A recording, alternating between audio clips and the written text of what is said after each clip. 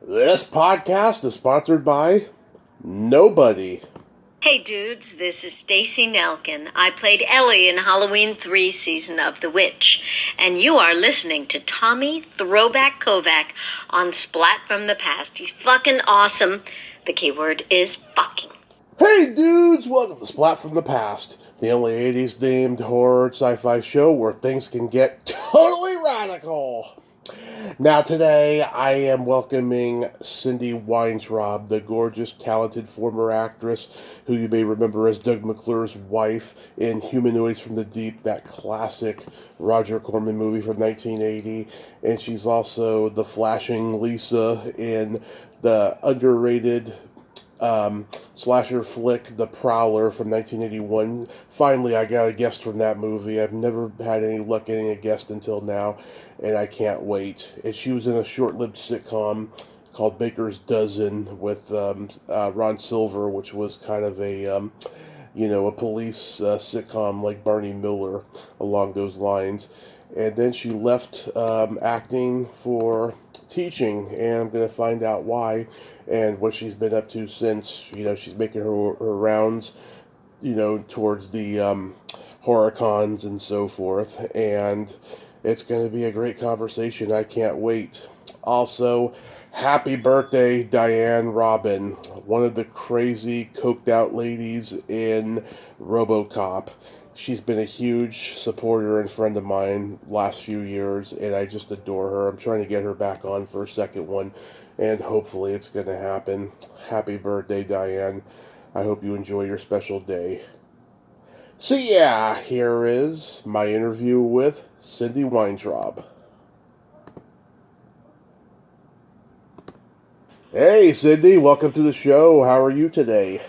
Terrific. How are you doing? I am just fabulous. I can't tell you what a great honor this is. Thank you so much for taking the time today. Oh, of course. It's great fun. It's always nice to have people who enjoy the movies.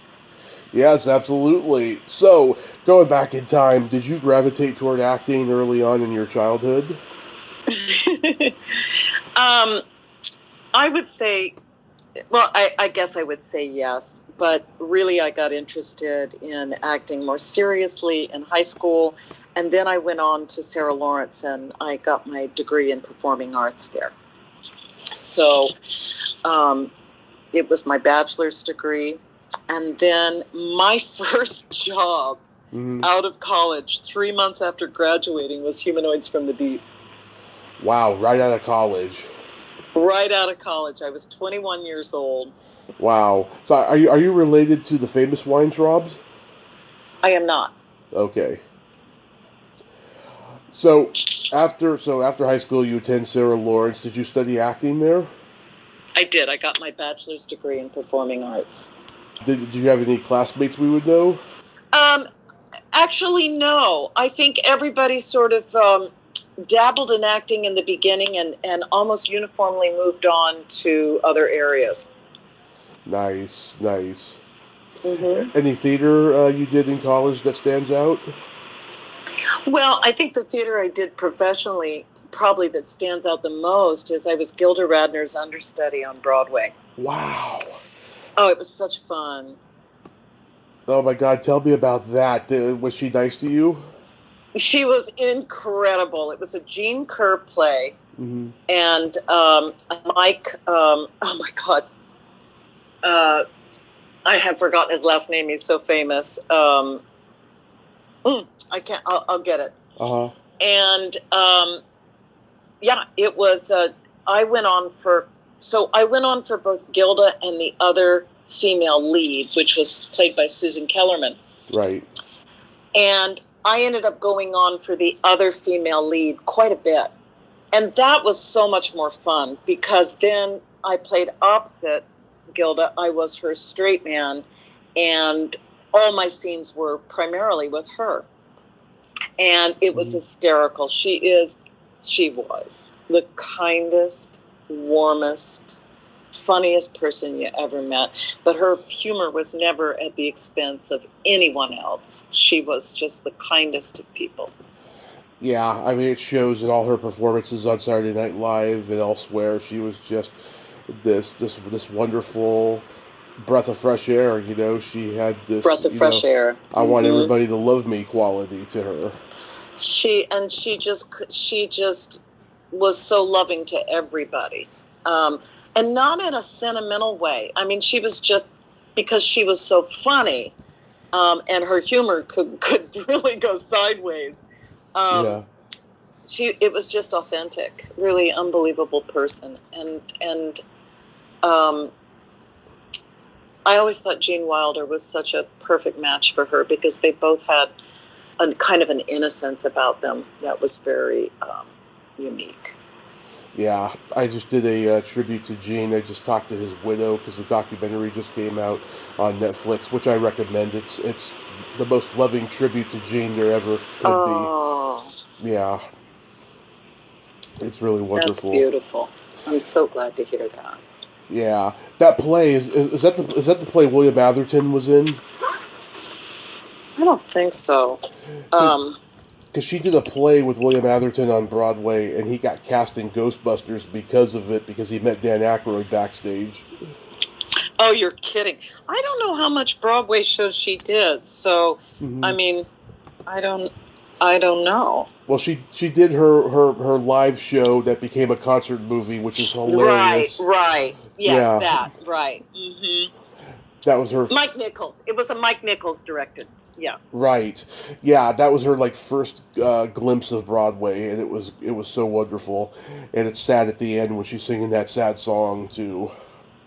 Yeah. Oh. Wow. And then you do you do a song night in the city for the Orpheum Theater. I can't believe you found that. Yeah, we did, and we closed. Like 3 days later, because we opened the night of the transit strike in New York City. Wow. And this was, for younger people, they don't know what that is, but all the transportation in New York City went on strike. You couldn't get anywhere. And it lasted for weeks. And we were in a show in the West Village, East Village. And there was no way to get down there. In order to get down there each night, you'd have to ride on the back of people's bicycles and all kinds of stuff. It was hysterical. So we opened the night of the transit strike. I think we lasted 3 or 4 nights, and we kept just dragging people in to perform to. So we had 2 full houses. And then the third, we couldn't find enough people on the street to perform for. Oh, that stinks. That really does. Yep. Yeah, I was trying to find the cast online, but I couldn't. Who else was in the cast? Nobody. No, there was. Gosh, I wish I had known ahead of time you were going to ask that. There was a gal who went on to be a soap star. That could be anybody. Yeah. And she was in it, but gosh, this is 45 years ago. I just don't remember.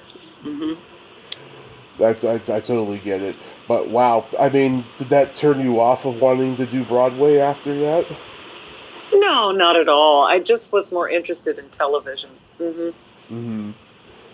So you get cast in Humanoids from the Deep right out of college, and oh my God, that had to have been just a mind fuck, because it was totally. Yeah, to go from college to that, and also it's out in L.A. too. Right. I had gone from New York. I went out to L.A., but after Humanoids, I really wanted to go back to New York. L.A. just felt, I didn't jive with L.A.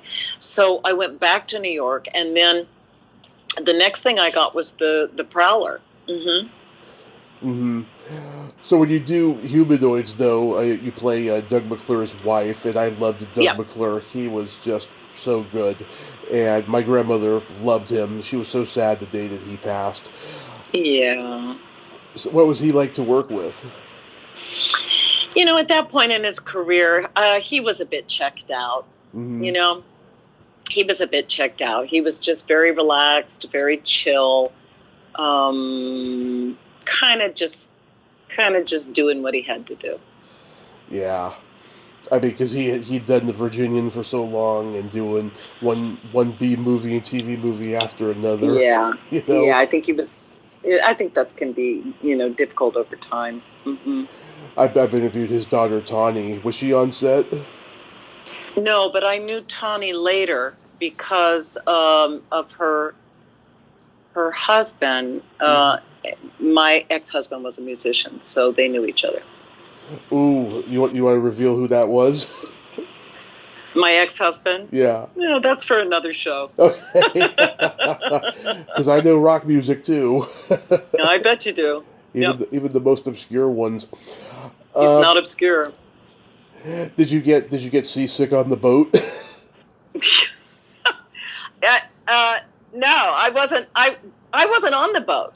Oh, I thought you were. No. I thought maybe you had like a little scene on it or something. Mm-mm. For some reason. No, I was always in the house or at the fair. Mm-hmm.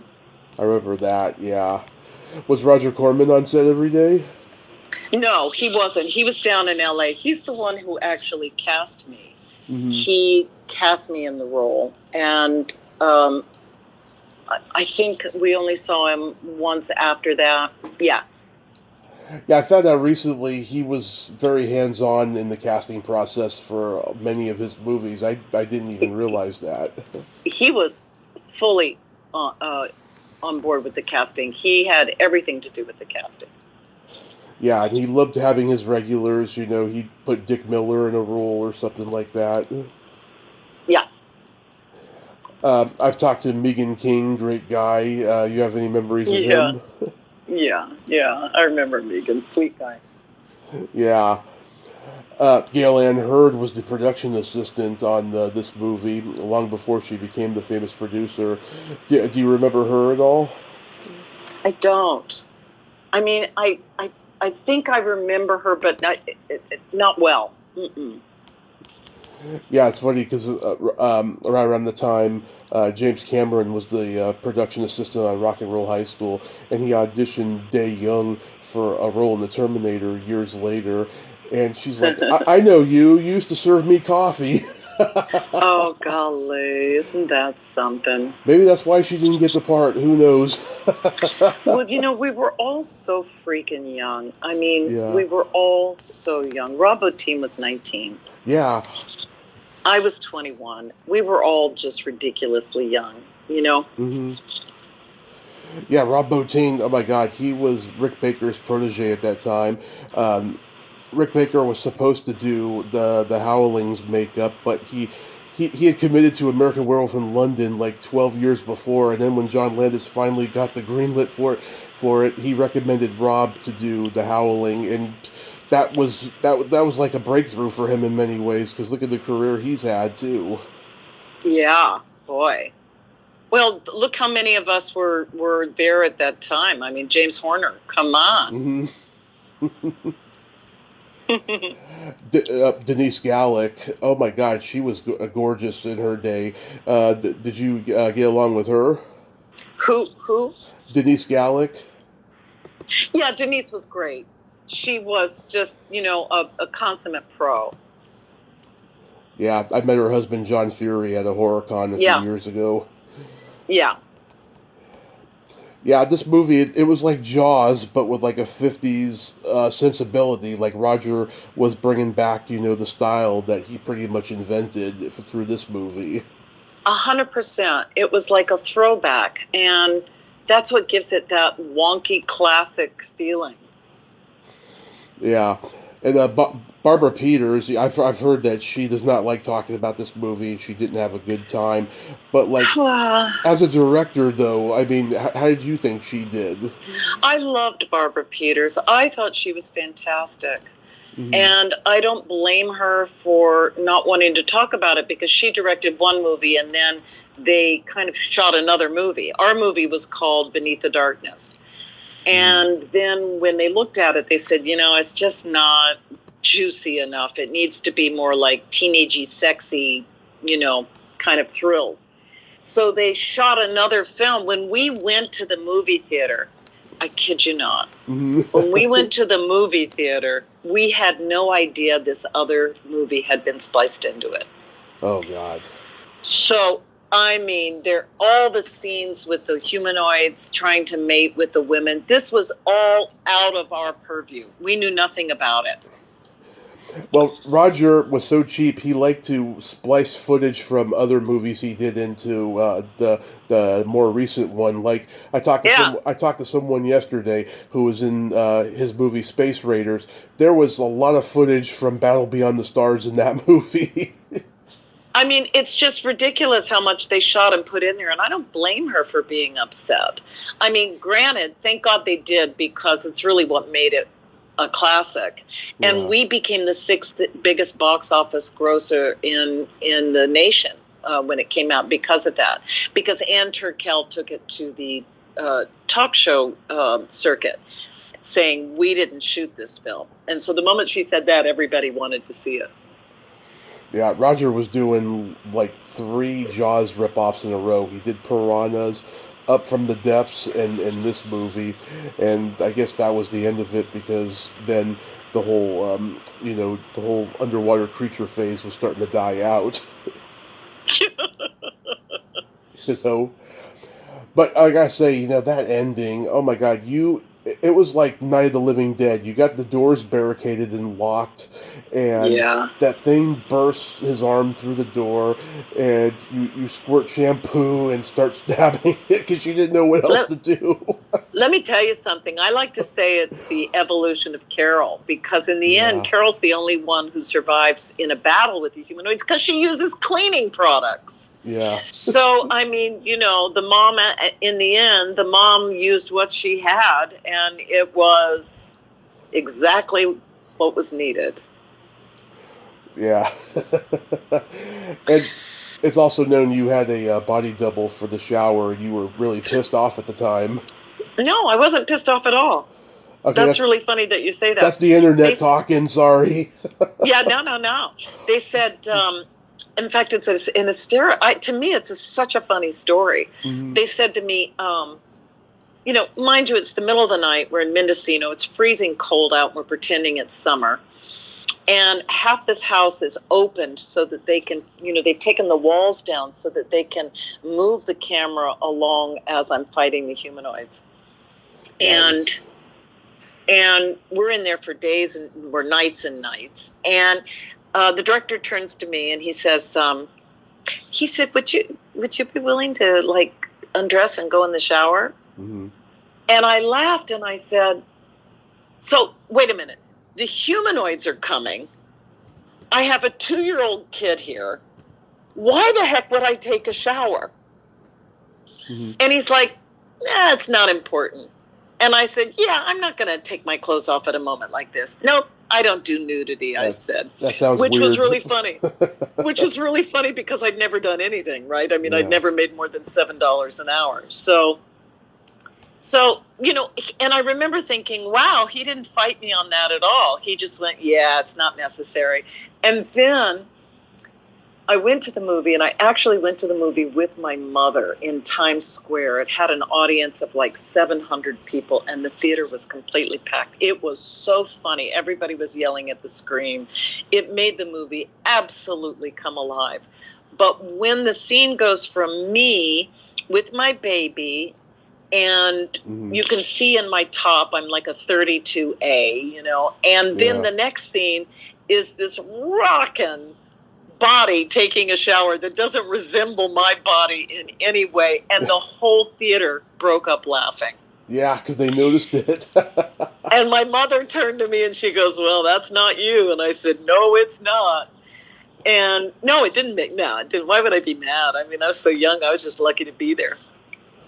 Oh my God, that's crazy. Mm-hmm. Yeah, I mean, I've seen movies that had body doubles that resembled, the same body frame as the as the actress. Mine didn't. And in a Roger Corman film, it doesn't have to. It does. There's no need for continuity. And and it was such a stupid idea for her to take a shower because all hell is breaking loose. Yeah. Yeah. It's crazy. Yeah, did you go to like a screening for the movie? No, I just went with my mom in Times Square. Went and saw it like that. Oh. Did she like it? She was proud of her daughter. Oh. Yeah. That's awesome. So then that leads to the Prowler? Yeah, then the Prowler happened. The Prowler was a kick. What was going on with the Prowler is that the actor strike was happening in New York, and there was no work. We were deadlocked for quite a while. Yeah. And this movie came up, and it was in Cape May, New Jersey, in the winter time, but we were going to make it look like it was summer. Mm-hmm. And my agent said, I don't want you to take this. It's ridiculous. And I said, listen, I have an opportunity to go shoot a film with a lot of young people and get paid for it in Cape May instead of sitting here not making any money at all for I don't know how long. And, I can't continue like this. He said, no, I'll get you something else. You can't take this. I said, I am so taking this. And we went down there, and it was such a great group of young people. Again, we were all in our 20s. It was so much fun. We were at this off-season resort. We just had a blast. And, of course, we're working with Tom Savini. Yes. And he was just the master at that time. And there was this kind of, foreboding on set because each one of us at some point was going to be slaughtered. And, we knew that we were going to have a dreadful death, which was part of the fun. And also, you worry about it. And we filmed at night, almost the whole film, and slept in the day. And we had so much fun. It was a great, kind of ridiculous movie that turns out to be a slasher classic. Yeah, you're the first one I've been able to get an interview with from it. I've reached out to Tom Bray and Chris Goutman. Neither of them responded. Yeah. And I remember I reached out to one of the girls. I can't remember which one, but she blocked me without even responding, which was weird, I thought. I'm sorry. It's okay. It happens sometimes. Yeah. But, I mean, I like this one. Savini, he turned down Friday the 13th Part 2 to do this and The Burning back-to-back because he wanted to do something different. But then when he saw how awful the effects for Friday 2 and 3 were, he came back for 4. Yeah. Well, Tom, he can do no wrong. Yeah, and I've met him twice. The first time I met him, he was very quiet. I remember he answered a question my brother had. And then the second time I met him, he was honored at the after party the night before, so he was in a good mood. He was talking to everybody. Yeah, I had a conversation with Tom Savini while he was signing all 6 of my posters that I brought him. Oh, bless his heart. Good for him. Yeah, and I'm a true fan of his, so I have all these posters signed by him. I still have a few more, but I haven't been able to get to a con that he's at lately. But so there's a story out there that he dyed your skin beet red. Yeah, he sure did. Oh my God, I was so upset, and we had to wait a couple days because, it looked like I was going to be burned. And he kept saying, you're going to be fine. And I'm like, don't talk to me. I was so mad at him. And then by the 3rd day, it started to come down enough where we could put makeup on it and I would be okay. And then we were fine. I was just scared to death. Here I was, 22 years old, with the whole front part of my chest, my neck and shoulders beet red and sore. And we just didn't know what it was going to be, but it all worked out. Yeah, I mean, you looked great, I thought. Was that water... Thank you. Of course. Was that water super cold? Oh, my God. So here's the funny thing. All these years later, I am an open water swimmer. I swim in very, very cold water that's like 35 degrees every day. And that pool, I think about it, and I think, God, if they hadn't cast me, I'm not really sure how many people would have, been up for it, because we spent 3 days making this, cutting my head off. And the pool, we couldn't have any steam coming up. So it's the middle of winter, so they couldn't have any heat in the pool. And so it's ice water. It's in the middle of winter in New Jersey. It's ice water, and we're in it all day. or should I say all night.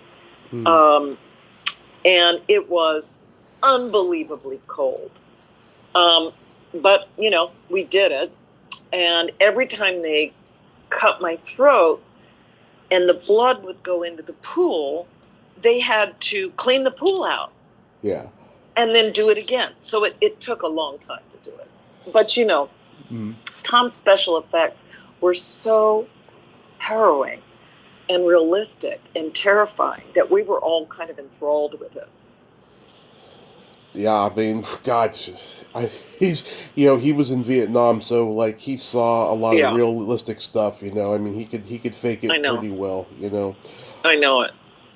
Now, Joseph Zito, this was the first time he collaborated with Tom. He did a few movies with him, including Friday 4 and the Chuck Norris movie Invasion USA. Yeah.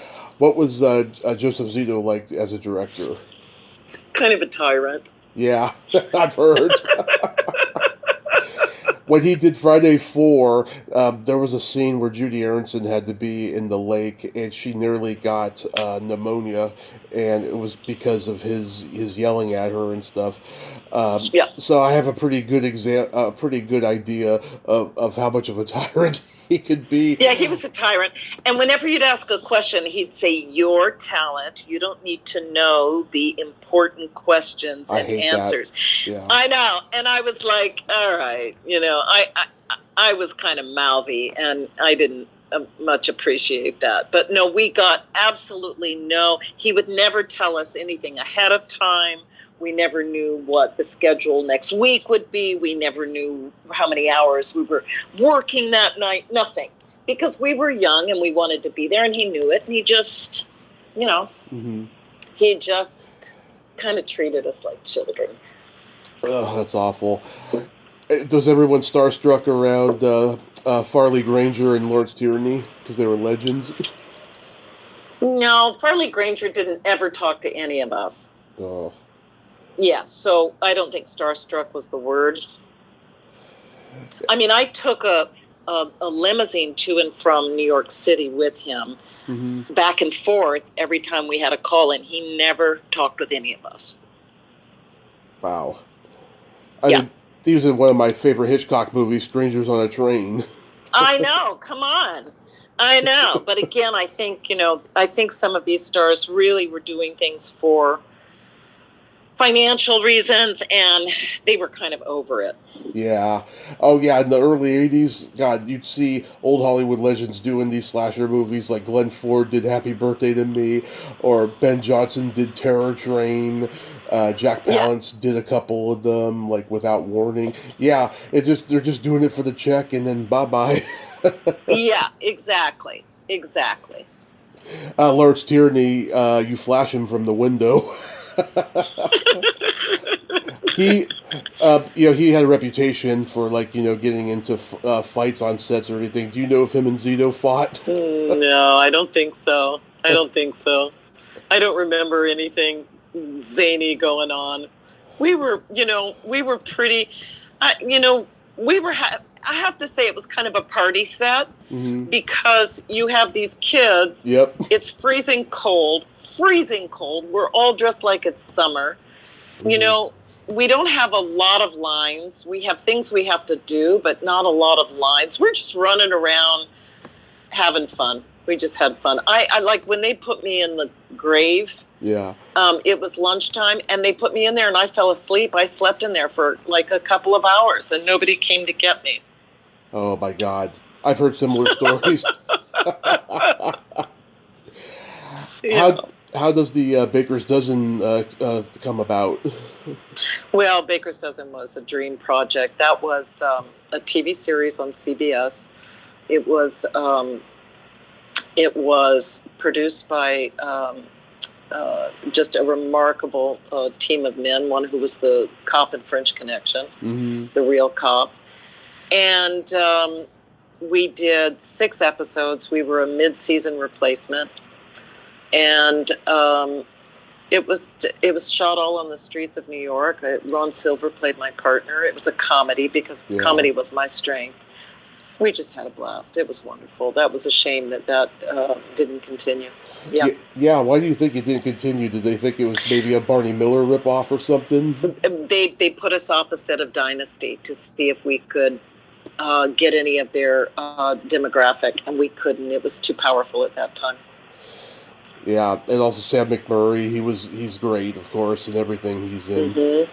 And we just lost one of the directors of the show who's been on here, Tony Mordente. Oh, no, really? Yeah, he passed away about a month ago. Oh, and I'm so sorry to hear that. Yeah, I had him on for West Side Story's 60th. I mean, that guy directed a lot of TV after a while, after he had danced and acted on Broadway. Yeah, he was a great guy. He was so much fun. He was so real. He was so inspiring. God, we just had so much fun with him. So the question that's been on everyone's mind is, why did you leave acting after all of that? Yeah, I know. This is the hardest question to answer. Mm-hmm. So I left acting because my main love had been music. Mm-hmm. And I went on, I had a recording contract with Atlantic Records. I went on to do that. And then when that didn't work out, I had my son.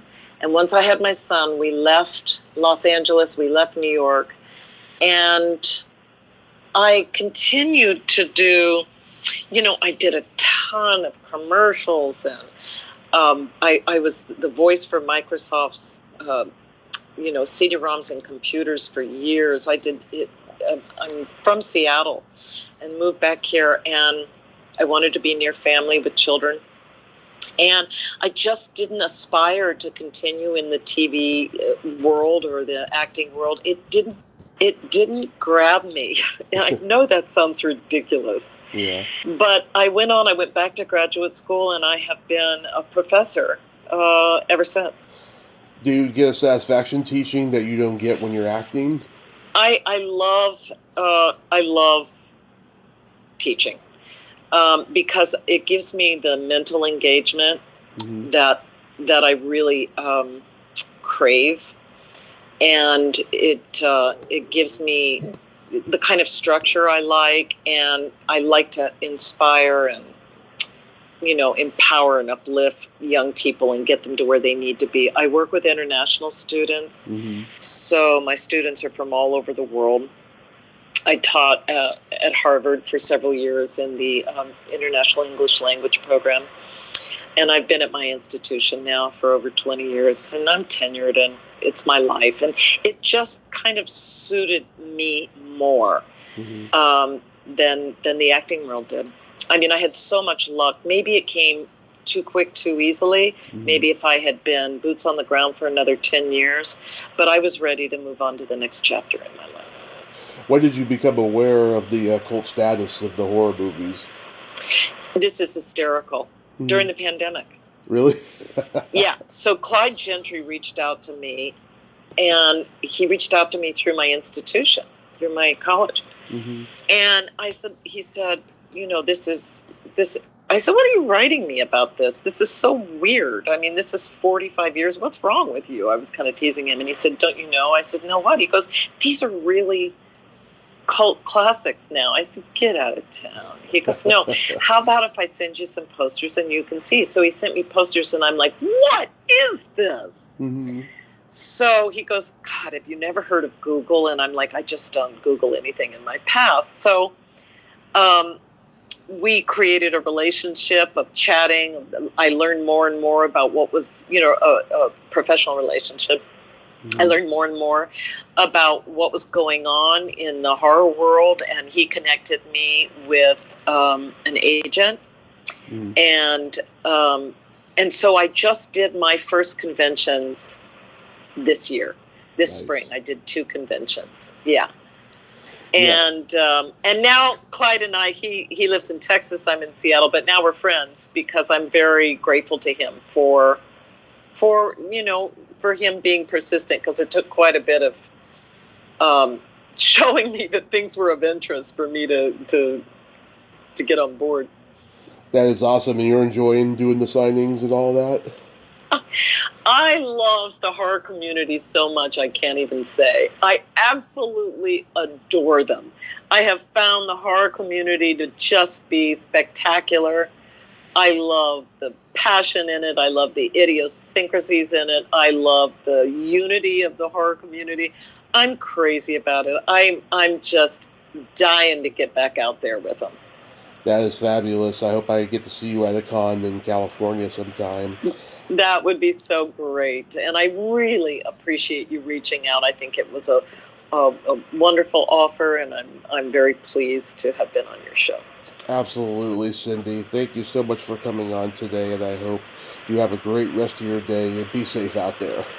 You too, Tommy. Thanks so much. Thank you so much. Bye-bye. Okay, bye-bye. Well, there you have it. Cindy Weintraub, ain't she a sweetheart? Oh, what a great lady, huh? Yeah. Oh my God, I would have loved to have talked to her for hours, but we were on a time limit there, but we had a nice little chat, and it's just the beginning for her because I'm sure lots of podcasters will be reaching out to her for interviews in the future. Well, until next time, this is Tommy Throwback Kovac saying there's no shame in living in the past because the present sucks. Later, dudes!